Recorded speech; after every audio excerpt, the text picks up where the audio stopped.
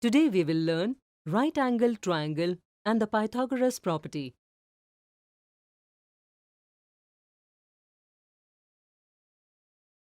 You must have seen many triangles in your life. Are they all of the same shape? Think for a while. Absolutely right. Triangles differ depending on the sides and the angles. When we talk about the classification of triangles based on angles, then we compare the angles of the triangle with the right angle. If all the angles of the triangle are smaller than the right angle, then we call it as an acute angle triangle. And if any one of the angles of the triangle is greater than the right angle, then we call it as an obtuse angle triangle. But if any one angle of the triangle is a right angle, then such a triangle is called a right angle triangle.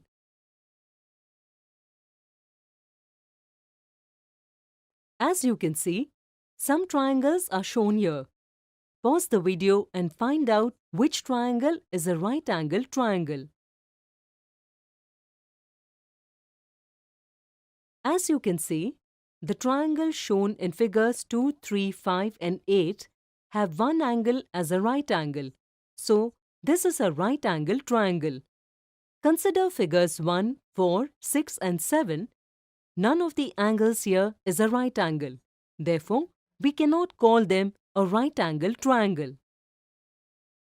Children, in a right angle triangle, sides are given special names. In a right angle triangle, the side opposite the right angle is called the hypotenuse. In a right angle triangle, hypotenuse is the longest side. The sides that are smaller in measure than the hypotenuse are called the legs of the right angle triangle. Pythagoras, a great mathematician and a famous philosopher of the 6th century, discovered an important property related to the hypotenuse and the remaining sides of the right angle triangle known as the Pythagoras property. Let's understand this property.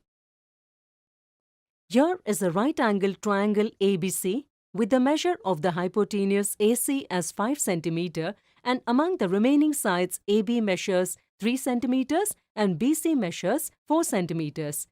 Here, the measure of one of the sides of the right triangle is 3 cm. Let's draw a square with this measurement. As you can see, here we have drawn a square with side 3 cm. We will place this square along the 3 cm side of the triangle in this way. Similarly, we will draw another square with side 4 cm and place it along the 4 cm side of the triangle. And we will draw a square with side 5 cm and place it along the 5 cm side of the triangle. Can you tell me what will be the area of each of these squares? Think for a while. Let me tell you. Area of a square is equal to side multiplied by side, which we represent as side square. Note that whenever you see 2 written above any number a, we call it the square of the number a.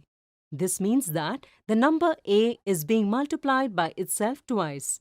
That is, the area of a square with side 3 cm can be written as AB multiplied by AB is equal to AB square, which will be 3 cm square, that is 3 multiplied by 3 cm square, that is 9 cm square. Along with this, note that a square with area 9 cm square has a total of 9 squares with side 1 cm in it. Generally, how many squares of side 1 cm can be drawn in a figure is known as the area of that figure. Now, let's find out the area of a square of side 4 cm. Here also, we can say that the area of a square of side 4 cm is BC square is equal to 4 cm square is equal to 16 cm square. Similarly, the area of a square of side 5 cm is equal to AC square is equal to 5 cm square is equal to 25 cm square. Here comes an interesting point. Guess what this is? Think for a while. Correct. Here we see that 9 centimeters square plus 16 centimeters square is equal to 25 centimeters square. Or, in terms of square of sides, we can write it as AB square plus BC square is equal to AC square. This is an interesting relationship between the hypotenuse and the remaining sides of a triangle. In other words, we can say that in a right triangle, the square of the hypotenuse is equal to the sum of the squares of the remaining sides. We know this by the name of Pythagoras property. This property has many uses, such as if the two sides of a right-angled triangle are known and we have to find the third side, or to prove that a given triangle is a right-angled triangle. Note that the Pythagoras property can be used only for right-angled triangles, but this property cannot be used if the triangle is not a right-angled triangle. Today we have learned right-angled triangle and the Pythagoras property. In the next video, we will see some examples related to these.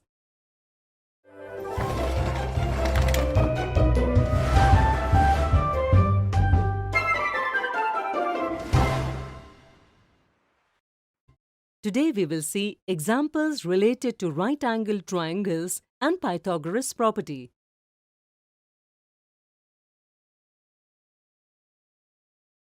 Rahul travels 15 steps east from his position and travels a distance of 8 steps towards north.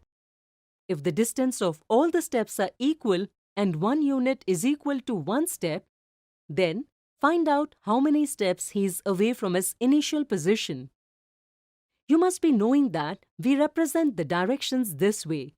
On this basis, let us draw a figure for the given situation. Rahul travels a distance of 15 steps from his position towards east. We will show this by drawing a line segment towards the east direction, whose length will be 15 steps. Let's name this line segment AB. It is also known from the question that Rahul travels a distance of 8 steps towards north from the point B. Tell me, how can we depict this? Think for a while.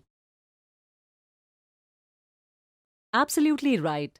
Since the north and the east sides form a right angle, we will draw a line segment forming a right angle with the line segment AB from the point B, whose length will be 8 steps. We will name this line segment BC.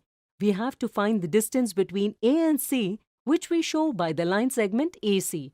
As you can see, a right-angled triangle has been formed here, in which the side AC is the hypotenuse and the sides AB and BC are the legs of this triangle. In triangle ABC, we know the measurement of two sides. Therefore, by using the Pythagoras property, we will find the measurement of the third side, that is the hypotenuse AC. Here, AC is the hypotenuse and AB and BC are the remaining sides of the right triangle. According to the Pythagoras property, in a right triangle, the square of the hypotenuse is equal to the sum of the square of the remaining sides. That is, AC square is equal to AB square plus BC square is equal to 15 square plus 8 square. We get 15 square is equal to 15 multiplied by 15 is equal to 225. Similarly, we get A square is equal to 8 multiplied by 8 is equal to 64. Since 225 plus 64 is equal to 289, hence the hypotenuse AC square is equal to 289. To find the measure of AC, we need to find the number whose square is 289, that is, multiplying the number by itself gives 289. We see that 10 square is equal to 10 multiplied by 10 is equal to 100. Similarly, 20 square is equal to 20 multiplied by 20 is equal to 400. Since 289 is between 100 and 400, so the number whose square is 289 will definitely be between 10 and 20. Similarly, we get 15 square is equal to 15 multiplied by 15 is equal to 225, which is closer to 289. While doing this, we find that 17 square is equal to 17 multiplied by 17 is equal to 289. That is, AC square is equal to 17 square.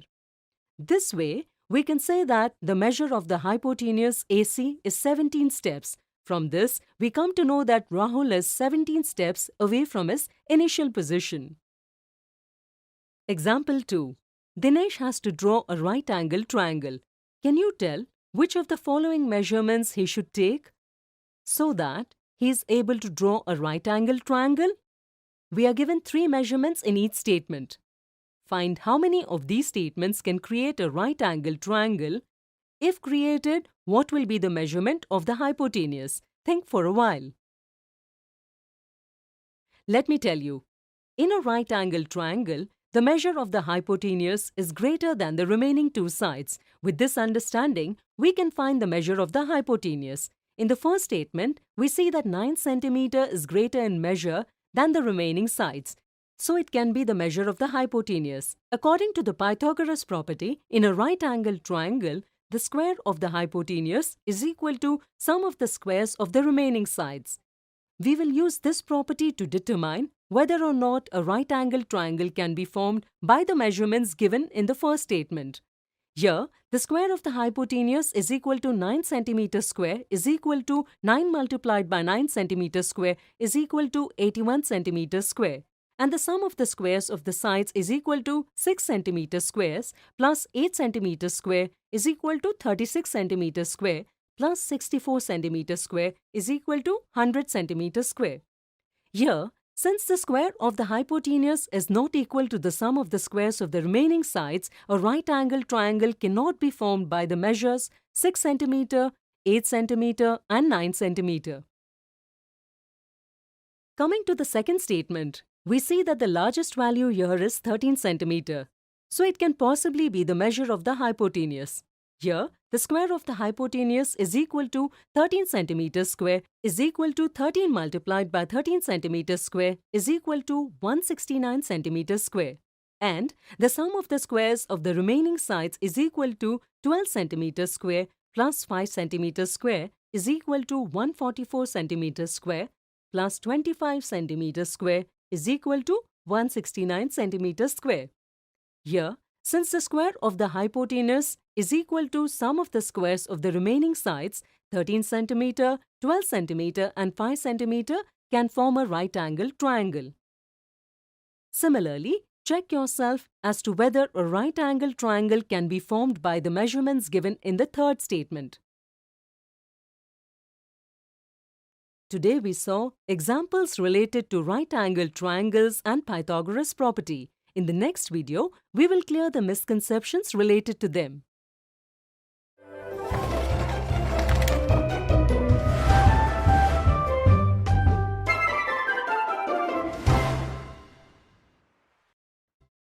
Today we will see misconceptions related to right-angle triangle and the Pythagoras property.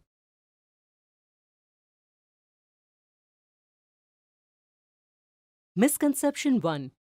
Can you use the Pythagoras property to find the measurement of the side AB in the following triangle? Some children ignore the fact that the Pythagoras property can be used only for right-angle triangles. But this property cannot be used if the triangle is not a right-angle triangle. They think that here, one side is greater than the remaining 2 sides, or sometimes it is not given in the question. But just by guessing, they consider that the triangle is a right-angle triangle. They think that Pythagoras property can be used in both these situations. But to this misconception, they give the answer as option 1, which is an incorrect answer.